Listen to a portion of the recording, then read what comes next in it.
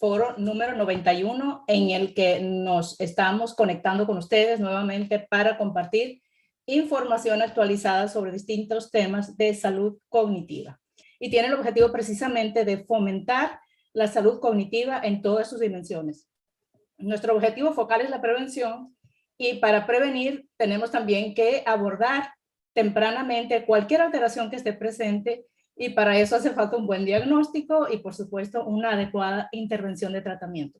El tema del COVID es, bueno, parte de la vida de nosotros, nos ha cambiado realmente la vida a todos, nos está acompañando ya desde hace más de 2 años y ciertamente son muchas las implicaciones a nivel de salud mental, a nivel de salud cognitiva, las que hemos podido observar durante el periodo de la pandemia y ahora que ya en la mayoría de nuestros países estamos en post-pandemia, aunque todavía obviamente hay muchos casos, pero ya estamos observando otras características de lo que es la infección con el virus y que es bien importante que tengamos en cuenta y que todos los profesionales que trabajamos en esta línea estemos actualizados precisamente para poder ofrecer la mejor atención posible a nuestros pacientes.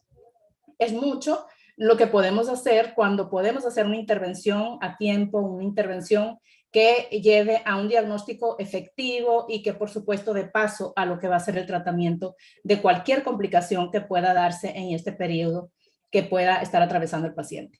Son varias las distintas alteraciones que se pueden presentar en distintas áreas de lo que es la salud física, pero nos vamos a enfocar única y exclusivamente en este momento en lo que es la salud cognitiva y la salud mental.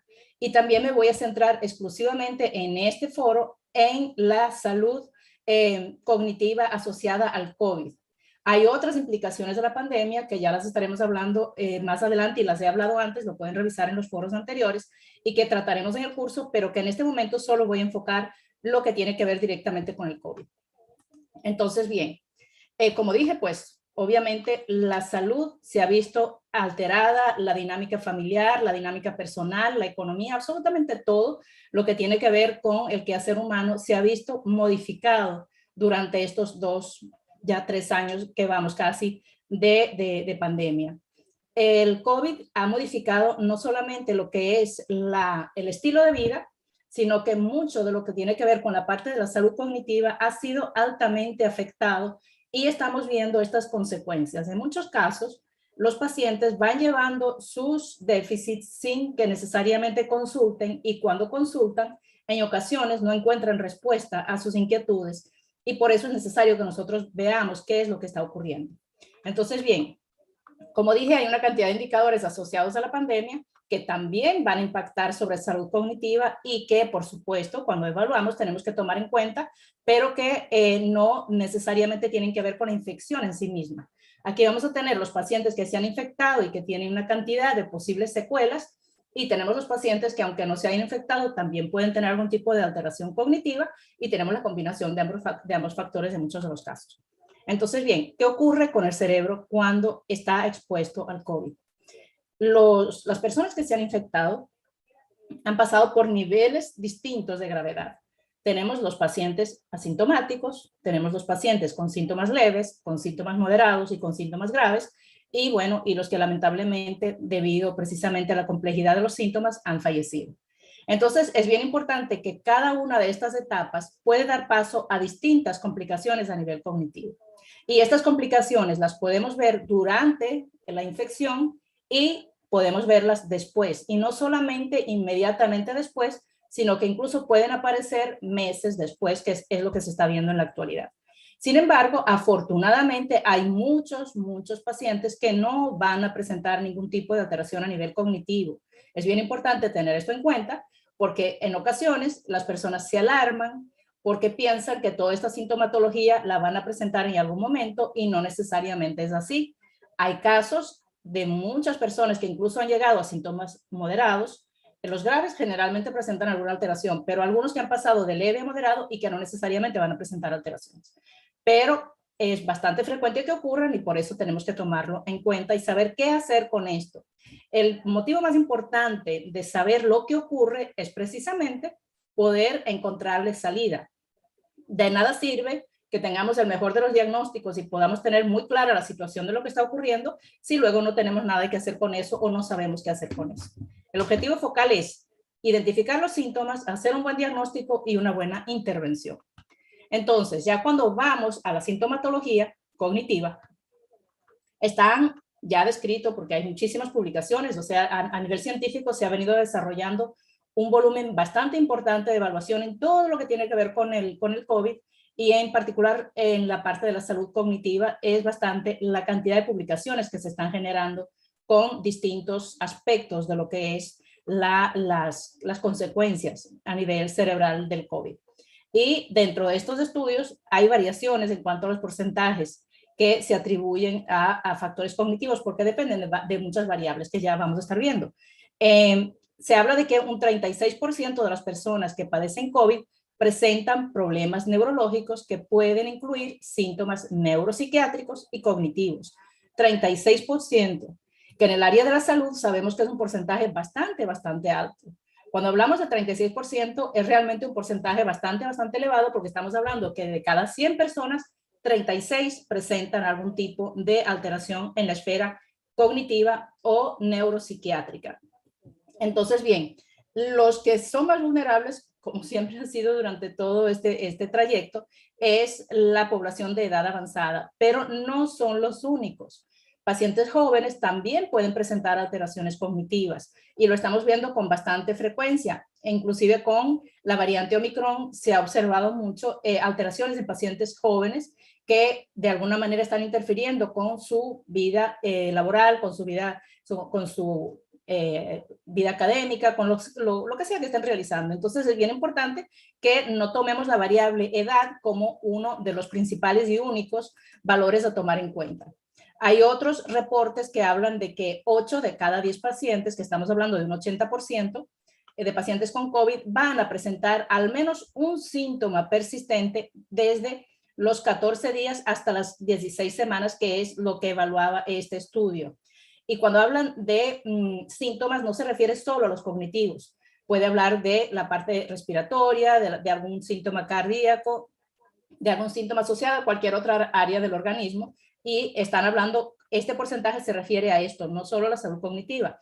Se refiere a que pacientes en post-COVID pueden tener síntomas persistentes, que estamos hablando del COVID ya persistente, hasta un 80% de ellos pueden presentar alteraciones y que pueden durar más o menos tiempo dependiendo de una serie de variables que tienen que ver precisamente con la condición en la que se encuentra ese paciente. ¿Qué hace que unos sean propensos a este tipo de síntomas y otros no? Pues tiene que ver también con la condición física, la condición mental, la condición de salud general que tiene este individuo al momento de la infección. Entonces, este reporte se basa en un metaanálisis que incluye 19,000 estudios. Es bien importante que toda la información que les voy a presentar está totalmente validada científicamente.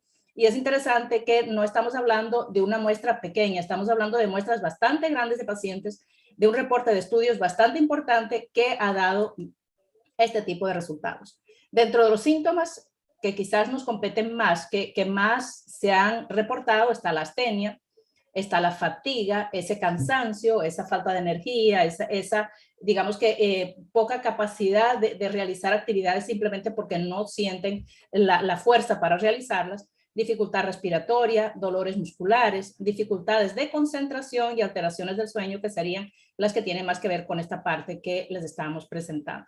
Pero estos son los síntomas que más han reportado los distintos estudios en lo que se ha observado como consecuencias. Lo importante de todo esto es darnos cuenta de que tanto la dificultad respiratoria como las dificultades de concentración y alteraciones del sueño tienen que ver con la parte cognitiva. Es decir, la dificultad respiratoria va a influir sobre la función cerebral, porque obviamente están los episodios de hipoxia y toda esa cantidad de cosas que de alguna manera arriesgan lo que es la salud cognitiva.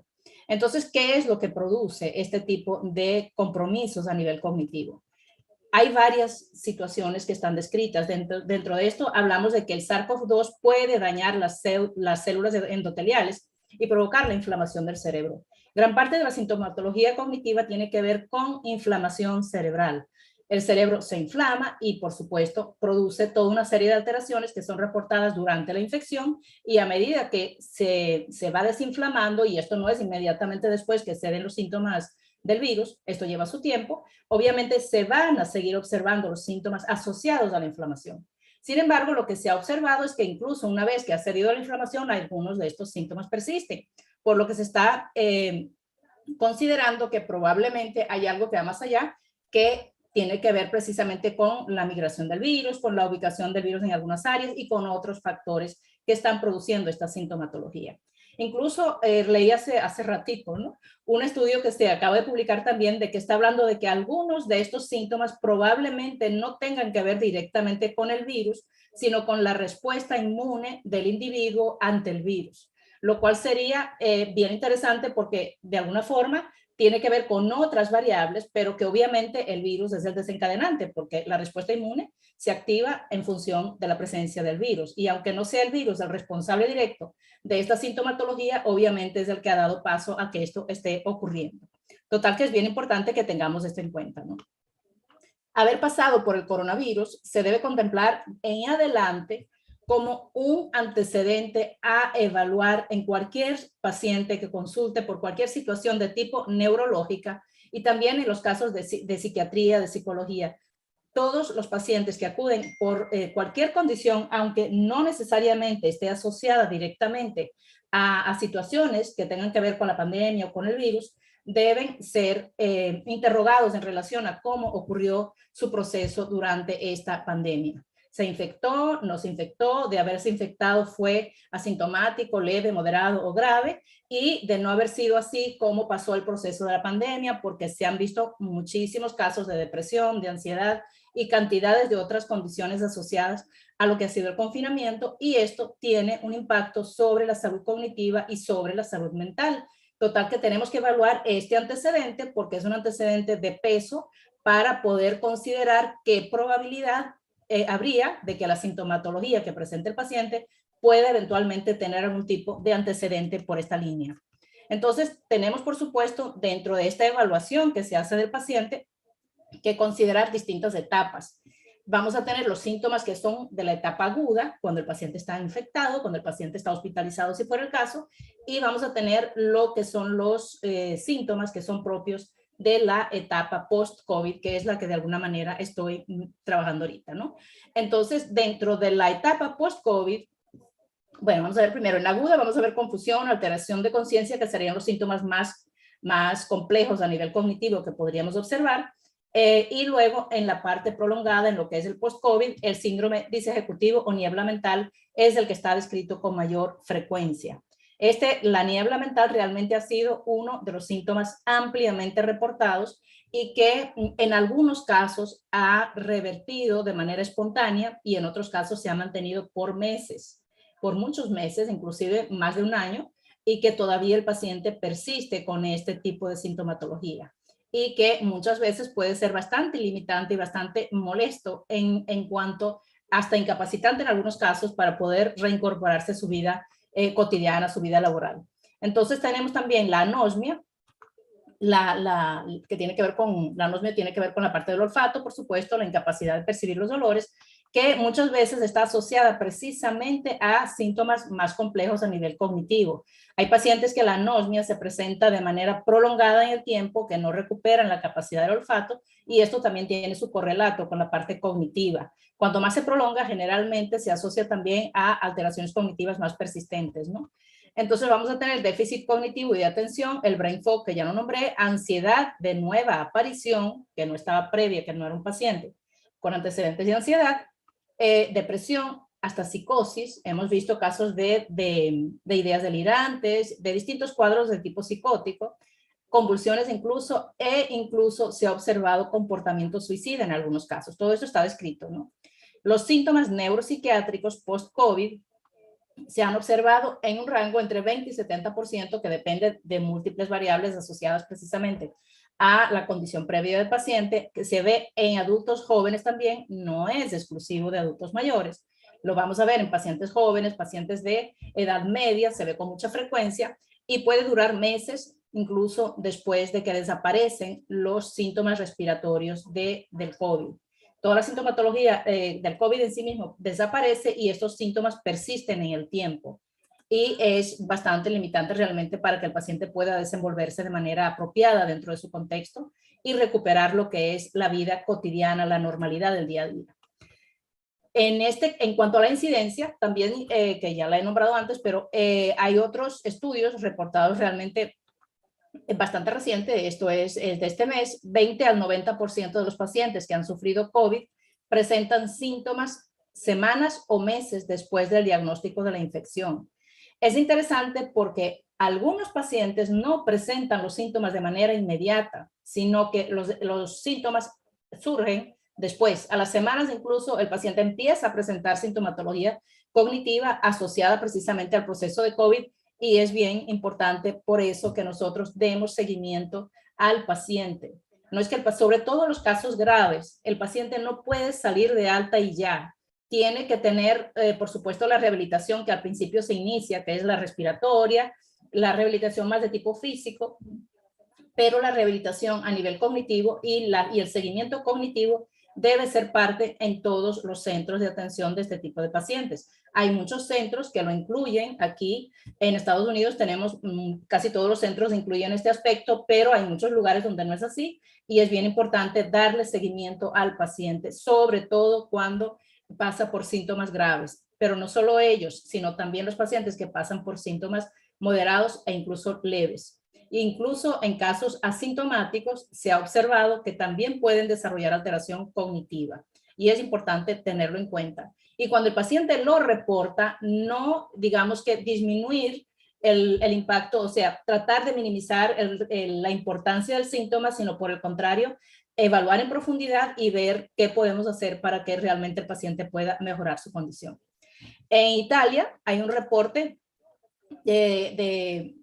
se reporta, ¿no?, que en pacientes post-hospitalizados, un 13% de los asintomáticos a los 60 días del inicio de la enfermedad todavía presentaban alteración cognitiva. Entonces, es interesante también que esto es persistente en estudios en Estados Unidos. El 19% de los pacientes empeora síntomas previos o tiene manifestaciones nuevas, síntomas cognitivos previos se han empeorado. Esto realmente no es solo en Estados Unidos, se ha observado en todo el mundo y quienes trabajamos con este tipo de pacientes habremos observado sin duda cómo pacientes que venían con alteraciones cognitivas leves empeoraron de manera importante y de manera acelerada. Demencias que quizás el paciente estaba en estadios iniciales, la sintomatología se agudizó y empezó a complejizarse y a empeorar de manera bastante rápida. Y bastante rápida es que he visto pacientes a los 2 meses, hay un cambio importantísimo de ser medianamente independientes a estar totalmente limitados. Es bien importante cuando estamos en presencia de cuadros de deterioro cognitivo ya previos, como el paso por el COVID realmente aceleró de manera importante el deterioro. En estudios británicos se refiere que la fatiga está presente hasta en el 72% de los pacientes que pasaron por cuidados intensivos, y también las alteraciones psicológicas en el 47%. Fíjense que es casi la mitad de los pacientes. Los pacientes que pasan por cuidados intensivos, generalmente es raro el paciente que va a salir ileso de todo este proceso. Van a presentarse alteraciones tanto en la esfera cognitiva como en la esfera afectiva. Entonces podemos observar tanto síntomas depresivos como síntomas ansiosos, y el trastorno por estrés postraumático, que es uno de los que se han evidenciado con muchísima frecuencia en este tipo de pacientes. El trastorno por estrés postraumático ya está descrito con anterioridad en pacientes que pasan por cuidados intensivos. No es la primera vez que observamos esto en pacientes que pasan por este tipo de gravedad, pero en este caso, asociado a la infección por COVID, es uno de los que estamos observando con bastante frecuencia en la esfera más neuropsiquiátrica. En cuanto al brain fog, la niebla cerebral, está descrita por algunos estudios que hasta un 70% de los pacientes pueden experimentar esta niebla cerebral. Y es bien importante porque es esa sensación de niebla de dificultades para concentrarse, dificultades para centrarse en una actividad, para poder ejecutar determinadas acciones, y que es bastante limitante y se observa mucho presente en población joven. El brain fog implica dificultades para concentrarse, para focalizar el pensamiento, para poder realizar los distintos pasos para la ejecución de una acción, funciones ejecutivas, pues, que empiezan a alterarse, también memoria y también la parte de orientación espacial también. Lo que destaca el brain fog es el trastorno en concentración, olvidos, fallas de la memoria, desconcierto, falta de concentración, fatiga, altibajos en el estado de ánimo, fluctuaciones, cefalea, apatía, desorientación, estados de ansiedad. Y junto con todo esto vamos a observar todo lo que son funciones ejecutivas alteradas. Por eso es que hablamos de un síndrome disejecutivo cuando nos referimos al brain fog, que es extremadamente frecuente y que genera esta sensación de no logro concentrarme, siento como que la cabeza está en niebla, o sea que tengo una niebla a nivel de mi funcionamiento cognitivo.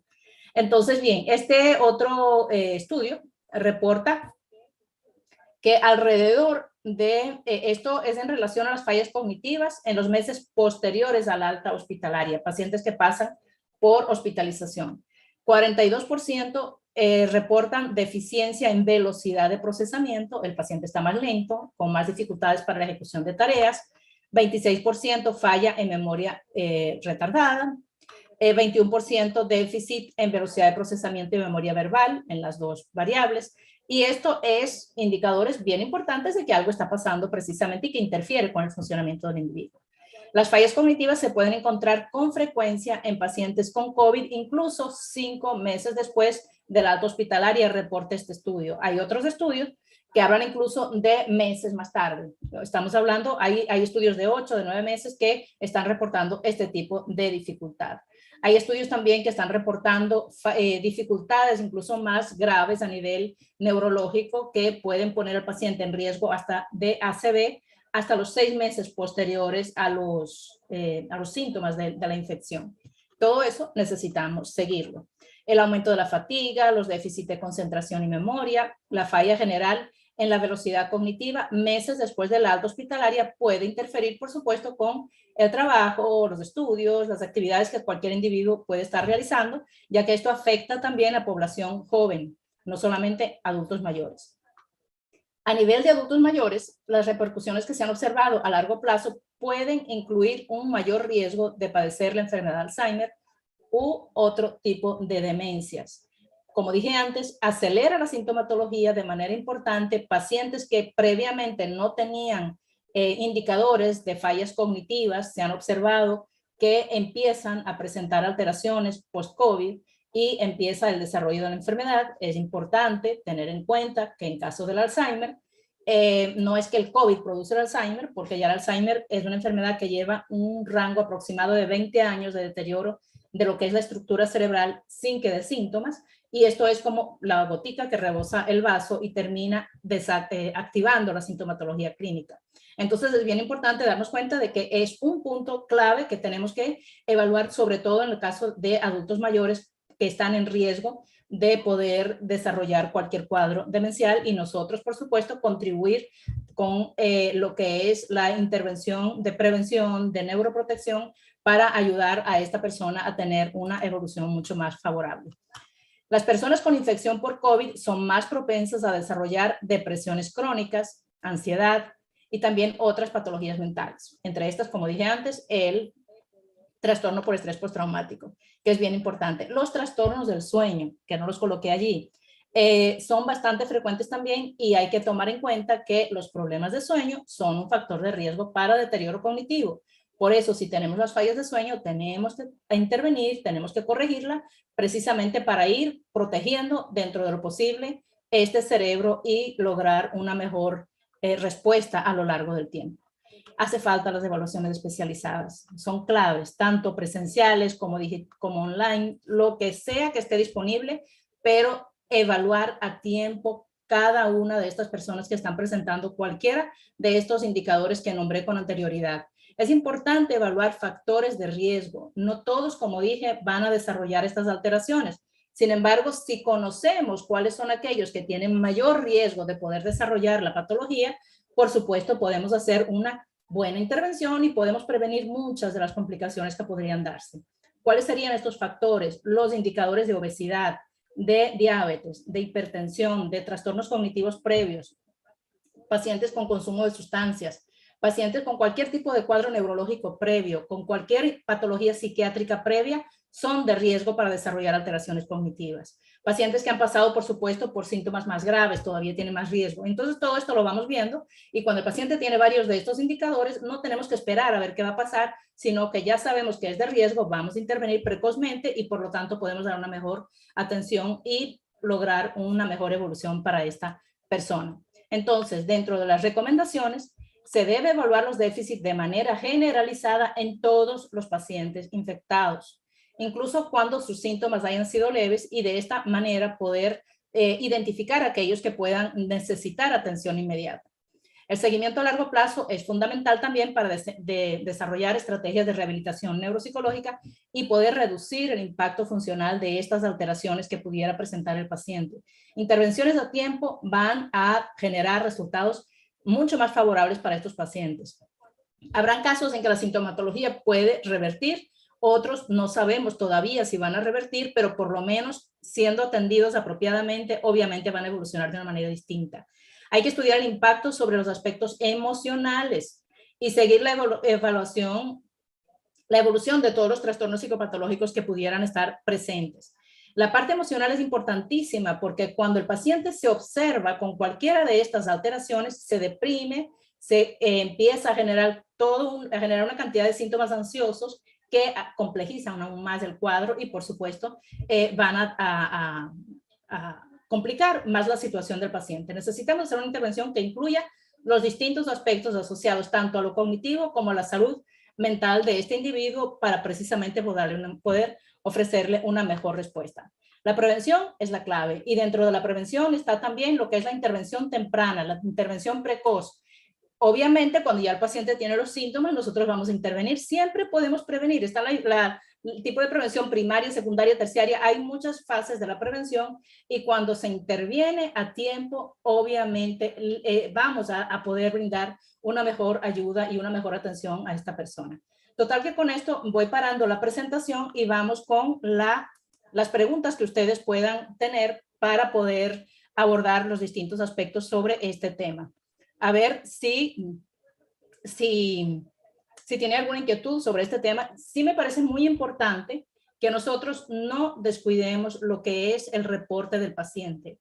Hay pacientes que muchas veces reportan estos síntomas y lo naturalizamos, lo atribuimos a otras cosas. Yo recuerdo un caso que una señora que había perdido a su esposo precisamente por el COVID, ella también pasó por COVID, tenía toda la sintomatología cognitiva del brain fog bastante acentuado y dentro de una discusión clínica lo que se atribuía era que la sintomatología era producto del duelo.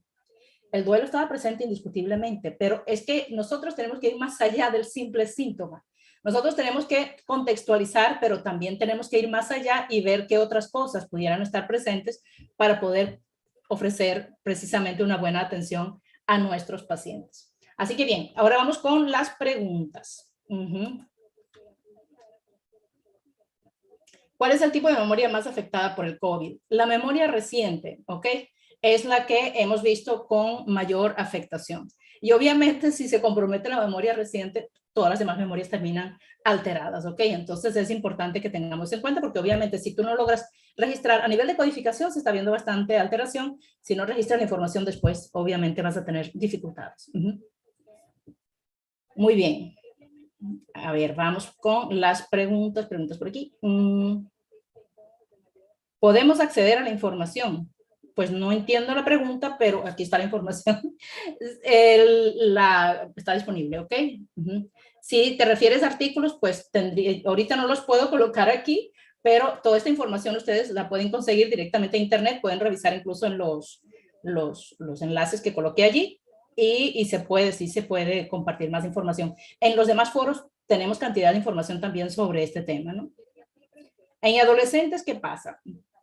En adolescentes, Fíjense, en niños y adolescentes lo que se ha observado es que, digamos que también pueden presentar la sintomatología, pero suele revertir de manera espontánea. De todas maneras, cuando está presente, si ya tenemos niños con déficit en alguna área, es importante también evaluar y darle seguimiento y rehabilitación en el caso de que presenten la sintomatología. Pero lo que se ha observado es que no necesariamente van a presentar mayores complicaciones. ¿Cuáles son las estrategias de intervención que tienen mejor efectividad en estos pacientes? Va a depender de la condición del paciente, ¿ok? Va a depender del cuadro que presente el paciente, la gravedad del cuadro. Si tenemos un paciente con un cuadro depresivo moderado a grave, o un cuadro ansioso, o un trastorno por estrés postraumático, o tenemos un paciente con déficit cognitivo moderado o grave, por supuesto que lo primero es evaluar, ver cuál es la intensidad de los síntomas. Viene después, dependiendo del caso, rehabilitación cognitiva si fuera necesario, estrategias de neuroprotección, como son estrategias asociadas a alimentación, ejercicio físico, estimulación cognitiva, manejo digamos que distintas estrategias de manejo social, todo lo que son las estrategias de intervención no farmacológicas que son muy efectivas. Y de ser necesario, dependiendo del cuadro, también la intervención farmacológica es importante. Es una combinación de factores. ¿De qué van a depender? De cómo está el paciente, ¿ok? Porque es distinto un paciente con sintomatología leve que pudiera resolverse simplemente con estimulación cognitiva y algunas estrategias neuroprotectoras a un paciente que tiene sintomatología grave que necesita obviamente la intervención farmacológica, las intervenciones de rehabilitación y todo esto, ¿no? ¿Ok? Depende del resultado de la evaluación. ¿Cuál sería el tratamiento para memoria reciente? Rehabilitación cognitiva. ¿Qué práctica nos recomienda para evaluar los síntomas ¿Qué pruebas? De eso estaremos hablando en el curso. La semana que viene.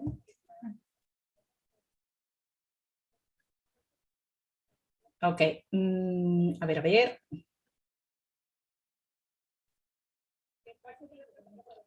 A ver, ya va. Es que hay muchas preguntas, pero...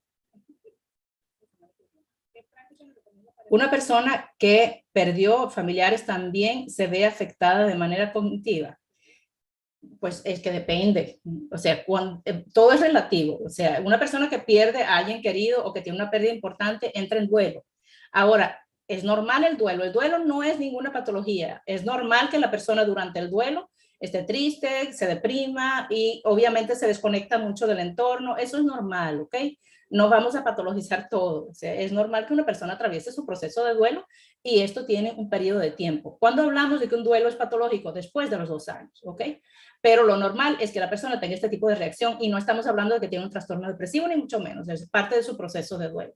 Ahora, si después la persona persiste con síntomas depresivos en este caso, ahí habría que revisar qué está pasando. Ahora, los síntomas cognitivos a los que yo me hacía referencia tienen que ver porque hay que evaluar en profundidad también cuando la persona está en duelo para ver si eventualmente podría haber alguna situación cognitiva asociada. Porque vamos a poner un paciente con una demencia también se deprime y también hace duelo cuando tiene una pérdida, mientras tiene conexión, depende de la etapa de la enfermedad. Pero aparte de esto tiene lo cognitivo y tenemos que evaluar para ver qué está pasando. ¿Okay?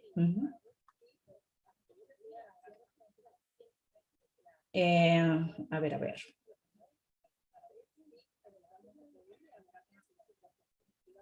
Reinaldo, ¿cómo se relacionan los altos niveles de ansiedad con los procesos de duelo que se dan en familias? La ansiedad post-COVID tiene tinte emocional particular que lo diferencia de lo anteriormente clasificado. La ansiedad es ansiedad, ¿ok? Y el síndrome de duelo es más depresivo. El duelo se asocia más a síntomas más de tristeza, más de depresión que de ansiedad. La ansiedad cuando está presente ya no es uno de los síntomas que uno va a esperar dentro de un duelo. Si está presente síntomas ansiosos importantes, hay que chequear qué es lo que está ocurriendo con la persona. Puede ocurrir dependiendo del tipo de situación, de muerte del familiar, de una cantidad de situaciones asociadas a la pérdida, puede la persona presentar ansiedad, pero la ansiedad no es un síntoma propio del duelo, ¿ok? Si hay ansiedad intensa, habría que revisar qué está pasando para poder precisamente ayudar a esta persona, ¿ok?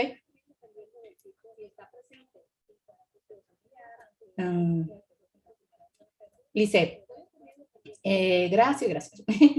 Gracias, Lisette, por tu comentario. Tenemos estadísticas de afecciones cognitivas post-COVID-19 en colegas afectados en nuestro grupo de salud.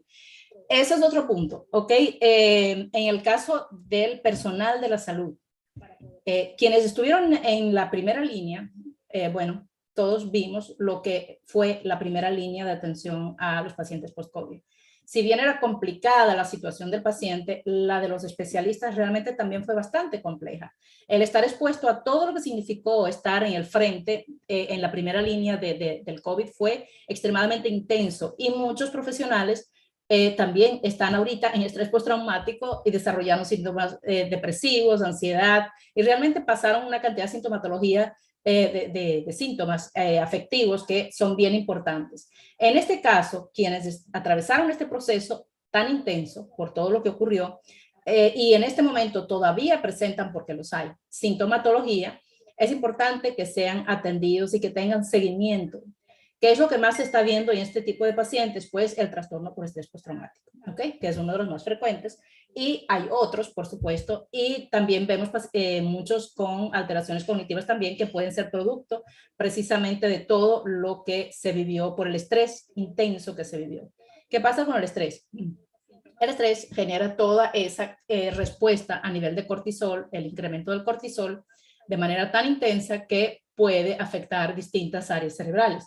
Entre ellas es altamente vulnerable el área hipocampal, el área de frontal también, y eso va asociado a síntomas cognitivos. Total que es importante la evaluación y la intervención. Lo bueno es que cuando se hace una intervención apropiada, cuando la persona logra recuperar el equilibrio emocional, muchos síntomas cognitivos pueden revertir y puede que no. Cuando no es el caso, pues nos toca la parte de rehabilitación cognitiva intensa para que la persona pueda mejorar y pueda estar en su mejor condición. Ok. En Dania, perdón. Vemos que después del COVID-19, la verdad es que la ansiedad ha quedado en casi toda la población. Hay muchos, es que también va a depender de varias circunstancias. Hay personas que vivieron el proceso de pandemia muy tranquilitos en su casa y qué bueno que podemos estar juntos y qué bueno que puedo trabajar desde la casa y todos felices y contentos. Pero la gran mayoría no vivieron este tiempo precisamente tan felices y contentos de estar en casa con la familia. Por un lado, el miedo a que algunos se infectaran cuando había adultos mayores en casa, el temor de que se infectaran y perderlos. Lo que ocurre cuando un miembro de la familia se infecta y tener que sacarlo de la casa y no poderlo ver más, como muchas personas lo vivieron. Todo eso y muchas otras cosas indiscutiblemente afectó lo que fue la salud mental de la población. Lo otro también toda la situación económica asociada y bueno, todo lo que indiscutiblemente todos vivimos y que es necesario que tengamos en cuenta. Pero lo importante es que lo superemos, ¿ok? Lo importante es que esto está pasando, esto va a continuar acompañándonos. El COVID nos va a acompañar por muchos años. La gripe española duró 20 años, ¿saben? Y esto tal vez no dure tanto tiempo, pero yo creo que el COVID se va a convertir en uno de los tantos que nos van a acompañar y que va a ir perdiendo fuerza al punto de que ya no genere mayores molestias. Ahorita la gente se infecta y ya no tiene el riesgo de muerte porque está la vacunación, está todo lo que se ha venido haciendo y es mucho más fácil manejarlo, pero obviamente todo esto ha pasado y hay que tomar en cuenta los cuidados que esto requiere.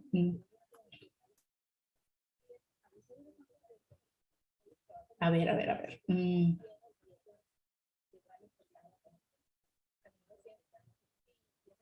A ver, algo. Cordial saludo. ¿Hay alguien, algún registro de alteraciones de personas asintomáticas con alguna sospecha de haber tenido la enfermedad? Bueno, si te refieres al cognitivo, sí.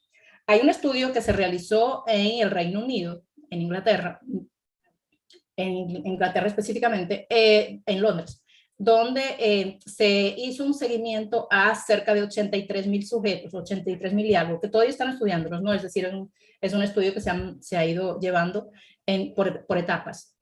Ahí se evaluaron, todos ellos eran pacientes que habían pasado por COVID y se les realizaron una serie de evaluaciones, ¿ok? Entonces, dentro de estas evaluaciones se clasificó a los participantes, los que habían presentado COVID de manera sintomática, los que eran síntomas leves, moderados y graves. tenían toda esta clasificación, los compararon con grupos controles y lo que se encontró es que había un deterioro cognitivo general. Incluso se hablaba de un envejecimiento cerebral en todos los pacientes que habían pasado por COVID, todos. Con la diferencia de que los graves tenían mucho mayor nivel de compromiso que los leves y los asintomáticos. Pero inclusive los asintomáticos reportaban que había una afectación de la sustancia gris, que había una reducción de lo que era el nivel, la sustancia gris, y esto de alguna manera repercutía, por supuesto, en la función cognitiva. Que en los asintomáticos, por supuesto, era mucho más leve, pero también estaba presente, ¿ok? Entonces sí podría darse. ¿Qué hacer con esto, no?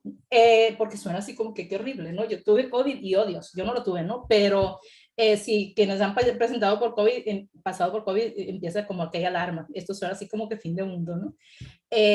¿Cómo podemos nosotros revertir el posible daño que esto pudiera tener? No sabemos hasta qué punto lo podemos lograr, pero sí sabemos que tenemos a nuestro alcance la posibilidad de generar nuevas neuronas, de neurogénesis. Esto está al alcance nuestro. Está al alcance el poder generar nuevas conexiones entre las neuronas, aumentar nuestra capacidad cerebral. ¿Y cómo hacerlo? Pues está la reserva cognitiva. La reserva cognitiva no es otra cosa que esa cantidad de conexiones que tenemos a nivel cerebral y que podemos aumentarla en cualquier etapa de la vida, desde los bebecitos recién nacidos, incluso todo esto empieza, por supuesto, en el vientre de la madre con el desarrollo del cerebro, pero hasta la última etapa, se puede hablar de personas de 90 y pico de años que siguen generando reserva cognitiva. ¿Cómo? ¿Ok? ¿Cómo? Todo lo que aprendemos aumenta la reserva cognitiva. Cada vez que hay un aprendizaje nuevo, eso genera un reto para el cerebro se activa y va generando nueva reserva. Lo que es el ejercicio físico, lo que es el aprender idiomas, los juegos incluso de mesa, de retos, tipo ajedrez, tipo dominó, cualquier tipo de actividad que implique un reto para el cerebro va a aumentar la reserva cognitiva, va a aumentar las conexiones cerebrales. Entonces, si hemos tenido cualquier situación que afecta el cerebro, vamos entonces a contrarrestarla. ¿Y cómo generar la neurogénesis? Se puede generar también a través del ejercicio físico, algunos alimentos que favorecen la salud cerebral, y así podemos nosotros ir compensando aquel daño que de alguna manera nuestro cerebro sufrió. No nos quedemos lamentándonos por aquello que pasó, sino vamos a activarnos, vamos a hacer cosas precisamente para que podamos llevar la mejor salud cerebral todos los días de nuestra vida, porque eso se puede lograr en todas las etapas de la vida, y no solamente por el COVID, por lo que sea que hayamos pasado, es importante que tengamos en cuenta que está a nuestro alcance el cambiar, el hacer la diferencia y poder llevar realmente una vida saludable en todos los aspectos. Muy bien. Hay algunos que están preguntando por neuroprotección, es más o menos de esto, hay mucho más que esto, pero como les dije, no es el foco de ahorita, pero sí va por la línea de lo que les acabo de decir. Esta es la manera de fomentar neuroprotección. Nutrición, actividad mental, actividad social, ejercicio físico, son las claves. Y por supuesto, control de estrés, control de los factores de riesgo. Estabilidad con la parte de la tensión arterial, la diabetes, quienes la tienen, todo eso. ¿Qué puede hacer un paciente para recuperar el olfato por completo? Hay rehabilitación del olfato, ¿ok? No sé si llegue al punto de poder recuperarlo por completo, porque todo esto está en camino todavía. Todo esto no tenemos respuestas para muchas cosas porque todo esto está en proceso, pero sí se puede rehabilitar la capacidad olfativa. ¿Quiénes? Los que se ocupan de esto son los terapeutas del lenguaje, trabajan con eso.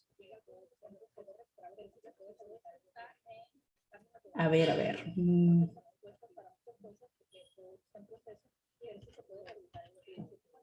Que trato de ir para atrás para los que preguntaron antes, ¿no? Mónica, gracias por permitirnos mantenernos actualizados. Esa es la idea. Fíjense, es clave la actualización. Siempre ha sido importante la actualización, siempre. Pero en este momento que tenemos tantos cambios en todo lo que es salud, en todo lo que es estilo de vida, en todo lo que es el funcionamiento cognitivo en particular. Ahorita hay cosas que ustedes les van a ver en el curso, los que están en el curso la semana que viene, pero no tiene idea del impacto global que tenemos ahorita en el tema de salud cognitiva. Tenemos por delante una pandemia, y esa sí es peor que la del COVID, es peor que la del COVID en salud cognitiva, porque la pandemia del COVID tenemos 2 años y estamos saliendo de ella. La que nos viene, que es una pandemia de Alzheimer, es una del Alzheimer, dura años, y la tenemos ya en puertas, y eso es real, eso no es así que alarmista esta, no, eso está totalmente sustentado y es lo que estamos viendo en el día a día, pero no me voy a meter por ahí porque eso es tema de otro momento, ¿no? Pero por eso, fórmense, actualícense, porque en la actualización nosotros podemos hacer mucho para ayudar a nuestros pacientes y para poder prevenir. La clave en todo este proceso es la prevención. Cuando nosotros trabajamos en prevención, podemos ayudar a que cantidades de personas puedan llevar una vida sana el resto de sus días. Así que bueno, trabajemos en eso. Y para eso tenemos que estar preparados y actualizados. A ver. Muy bien. A ver. El yoga es excelente, sí. Sí, es una excelente estrategia para control de estrés y es muy bueno para ayudar también en la parte cognitiva. Glenis, Lupita el TOC se asocia al síndrome disejecutivo común post-COVID. No, bueno, el TOC tiene su toque disejecutivo, pero no es que el COVID va a desarrollar el TOC. O sea, la persona tiene, fíjense, hay características de personalidad y hay pacientes, los pacientes que venían con TOC, con un trastorno obsesivo compulsivo, por supuesto que la situación de pandemia es perfecta y propicia para activar y agudizar y complejizar más los síntomas, porque tenían, digamos que todo lo que había que hacer para protegerse, obviamente hace que un paciente con TOC se empeore, ¿no? Ok, pero no es que la pandemia desató el TOC, ya el TOC estaba. Es como, por ejemplo, un paciente psicótico que puede haber desarrollado síntomas psicóticos durante este proceso, pero ya el paciente era psicótico. Bueno, en este caso no están así porque hay pacientes que han desarrollado psicosis post-COVID, ¿no? Pero es importante saber que en el caso de los pacientes TOC, necesitan tratamiento. O sea, ellos sí necesitan tratamiento, no solamente psicoterapéutico, sino dependiendo de la gravedad del TOC, va a necesitar tratamiento farmacológico, ¿ok? Entonces es importante la combinación de ambos factores, sea cual fuere la causa que esté desencadenando en algún momento la sintomatología, que puede ser el COVID, como puede ser otra cosa. Por supuesto, hace falta que el paciente reciba una buena evaluación y una buena intervención para poder ir llevando su vida lo más saludable posible. Y también se logra, ¿ok? Los pacientes con TOC pueden llevar una vida muy, muy normal.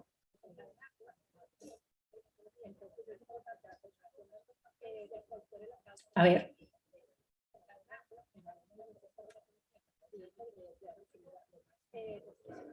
Aquí, Pedro Jesús. ¿Cómo tratar a una persona hipocondríaca donde no hay una secuela post-COVID, pero asegura estarlo y comienza a engañar su mente y crea esos síntomas? Ok. ¿Qué pasa con ese tipo de personas? Ok. Esto ya tiene que ver con la condición de salud mental de esta persona. Una persona hipocondríaca ya tiene una alteración a nivel de la esfera psiquiátrica, ¿ok? Entonces aquí, por supuesto, como dije antes, ¿no? Primero hay que evaluar la persona para ver qué tan cierto es que no tiene síntomas, porque usted me dice que no tiene síntomas reales, sino que realmente lo está criando. También pasa, ¿ok? También hay muchas personas que son hipocondríacas y obviamente empiezan, yo digo una gama de síntomas y después los tienen todos, o sea, o dicen tenerlos todos, ¿no? Entonces, es importante que evaluar para ver qué tanto es real, todo eso es real, porque obviamente cuando está reportándolo hay una inquietud y hay un miedo asociado a esto que hay que poder tratarlo. Entonces aquí primero hay que chequear qué tanto es asociado a su condición física, a su condición cerebral y qué tanto obedece a esta parte más de la hipocondría, más digamos que psicológica. Una vez que tengamos esto, que se ha evaluado, pues obviamente hay que tratar la parte psicológica del paciente, ¿ok? El paciente requiere atención psicológica para poder ayudarlo a superar todos los miedos que hay asociados a la enfermedad, a los síntomas post-COVID y a cualquier otra cosa que surja por ahí. Porque, ¿qué pasa? Si el paciente de alguna manera se mantiene en esto, él va a ir como desplazando los síntomas de uno a otro y siempre va a estar sintomático, siempre va a creer tener algo. Y eso lo va a limitar para poder llevar una vida tranquila, saludable, feliz y disfrutar de sí mismo y de su familia. Entonces aquí, atención psicológica para poder manejar la parte de la hipocondría que pudiera estar presente, pero primero hay que evaluar qué tanto es hipocondríaco y qué tanto obedece a algún tipo de trastorno que pudiera estar también presente. Pues no son excluyentes, pueden tener las dos cosas. Así que bueno, evaluación psicológica para empezar y chequear a ver qué pasa y poder intervenir. A ver, aquí.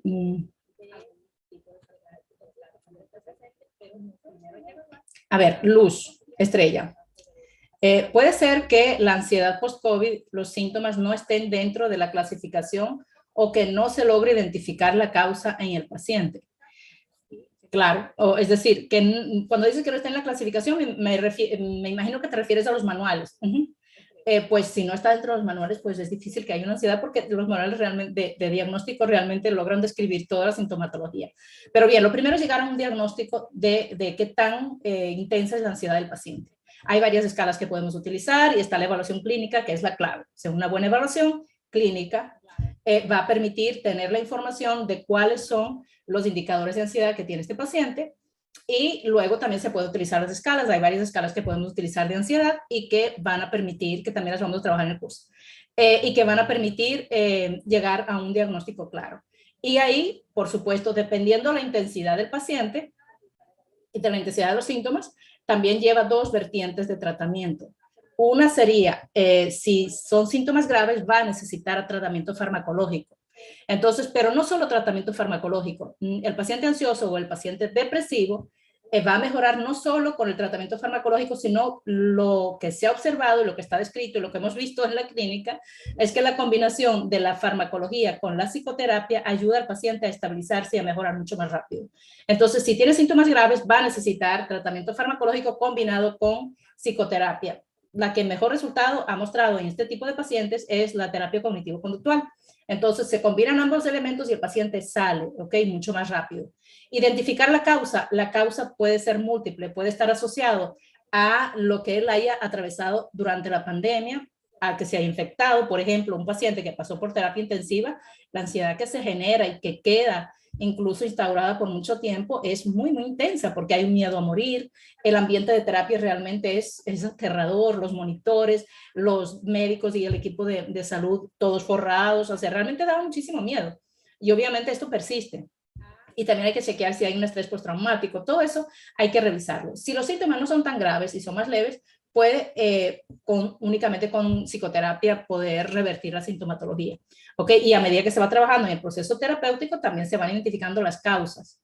¿Ok? Entonces, incluso cuando la causa pudiera ser asociada al COVID, obviamente hay algo más, porque no todos los que pasaron por COVID desarrollan estos trastornos. Entonces, ver qué hay a nivel más profundo que ocurre con la persona que de alguna manera ante una situación que lo sobrepasa, termina desarrollando estos síntomas. Todo eso hay que chequearlo, ¿ok? Pero pueden tener muy buena evolución, ¿ok? Con un tratamiento bien hechito.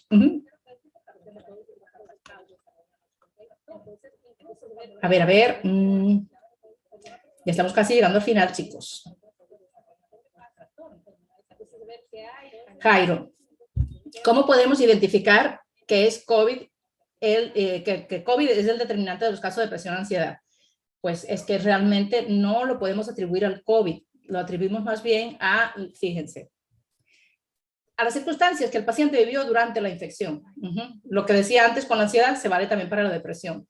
Depende de lo que el paciente haya vivido durante el proceso. El hecho de que haya tenido el COVID quizás genera una vulnerabilidad hacia la parte orgánica, que los especialistas que están aquí me van a entender, ¿okay? Hacia la organicidad del cuadro. Pero igual, sea como fuere, la intervención apropiada, la identificación de la sintomatología, el sacar al paciente del cuadro es lo más importante aquí. Dentro de la identificación de la causa, por supuesto es importante, la vamos haciendo dentro de este proceso de diagnóstico y luego el tratamiento que pueda ayudarlo a superarlo y a poder estabilizarse.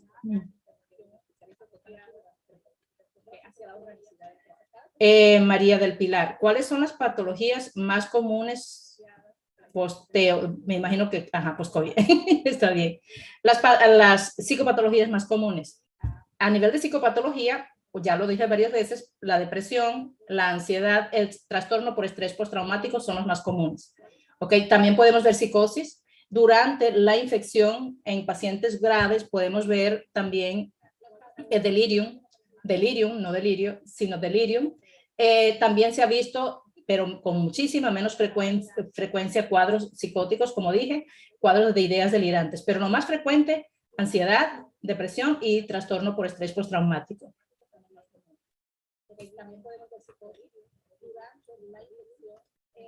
¿Puede una persona desarrollar esquizofrenia después? La esquizofrenia tiene es decir, trastornos psicóticos sí, esquizofrenia habría que ver, es decir, porque recuerden que la esquizofrenia es uno de los trastornos psicóticos, ¿no? Pero también hay que tomar en cuenta que hay otros indicadores para llegar a un trastorno psiquiátrico, no es solamente atribuirlo a una causa. No cualquier persona que pasó por COVID va a desarrollar un cuadro psicótico, es decir, tiene que tener la vulnerabilidad y por eso es que es importante como chequear todo lo que es la historia del paciente antes de poder atribuirlo a una u otra causa. A ver, vamos por aquí arriba.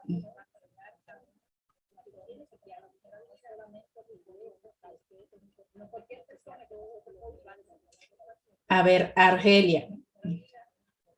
Aparte de la estimulación al paciente post-COVID con pérdida cognitiva, ¿qué medicamentos se recomiendan para la ansiedad y el trastorno del sueño? Eso va a depender de cada caso, ¿ok?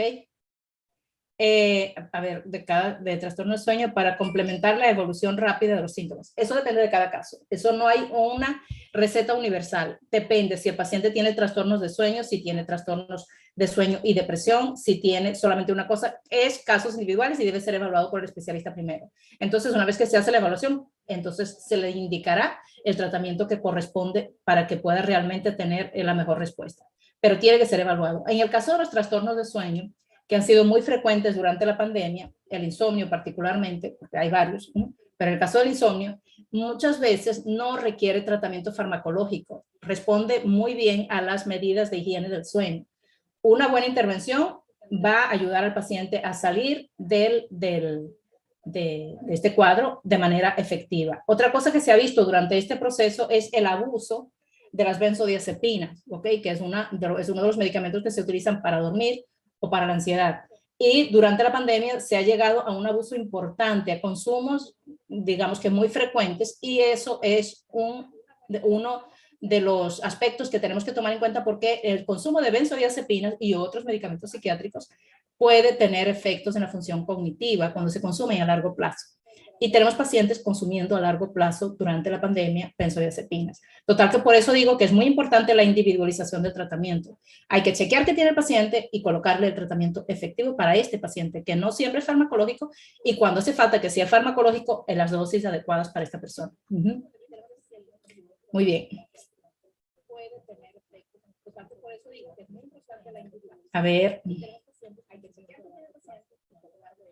A ver, aquí ya vamos con, ay Dios, vamos con la última pregunta, que ya estamos sobre la hora. A ver. Lisette, esta es la última, ¿ok? ¿Pueden los niños mostrar alteraciones de comportamiento debido al COVID? Esto no está descrito, ¿ok? No necesariamente por el COVID, pero sí por la situación de pandemia, ¿ok? Fíjense, durante la pandemia se alteró mucho de lo que era la rutina de los niños. Los niños de estar en la calle, yendo al colegio, jugando con los amiguitos y todo lo demás, terminan encerrados dentro de la casa, ¿ok? Y estos cambios, y depende de cómo se han generado estos cambios dentro del contexto familiar, depende de las familias cómo se pudieron manejar durante este proceso. Algunos tuvieron una buena relación, algunos realmente tuvieron bastantes complicaciones para manejarse. Hay muchos casos de violencia doméstica que se incrementó de manera importantísima, agresiones hacia los niños, hay cantidades de cosas que hizo que el contexto familiar se volviera como bien particular durante este proceso. Esto sí puede afectar lo que es el comportamiento de los niños. Entonces, cuando hacemos la intervención, aunque hayan pasado por infección, ¿ok? Pero más que el COVID, la situación de pandemia, la situación de confinamiento, es lo que hemos visto que ha afectado más lo que es la salud cognitiva y la salud emocional de los chicos. Y a veces hemos tenido chicos irritables, con problemas de conducta, digamos que a veces con muy mal comportamiento o más bien inhibidos, que se retraen. Eso depende de muchas cosas. Depende si presentaron pérdidas en la familia, depende de cómo la familia manejó la situación. Los niños son unas esponjitas que absorben todo lo que está alrededor y responden a eso. Entonces, si ese es el caso, de que hay un niño con alguna alteración, hay que chequear a ver qué pasó, hay que evaluar al niño para ver cómo está, qué es lo que realmente está ocurriendo con su funcionamiento y poder hacer las implementaciones apropiadas de tratamiento, de intervención familiar si fuera necesario, para poder ayudarlo a que recupere su estado normal. Así que bueno, ya con esto cierro, chicos. Así que muchas gracias por estar aquí. Espero que la actividad les haya sido útil, que puedan realmente aprovechar lo que nosotros hemos compartido por aquí y que bueno, y que puedan realmente los que son especialistas llevar este conocimiento a su consulta y que pueda redundar en beneficios para muchos. Para los que están en el curso, nos vamos a estar viendo el lunes, martes y miércoles a las 2 de la tarde. Es un curso de evaluación. Es introductorio total, obviamente son 3 días nada más, pero es una introducción a lo que es la parte de evaluación más focalizada, donde vamos a estar hablando no solamente del COVID, sino de otros aspectos que tenemos que estar pendientes en este instante en relación a la salud cognitiva.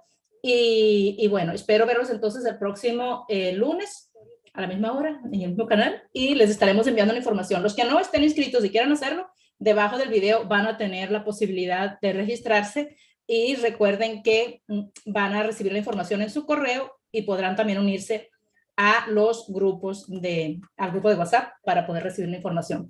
Así que muchas gracias a todos. Nos despedimos. Nos vemos el lunes. Cuídense mucho y pásenlo bien. Chau, chau. Ya, el próximo miércoles nos vamos a traer el foro porque vamos a estar con el curso. Total que los que quieran participar pueden estar en el curso. Así que chau, chau. Hasta luego.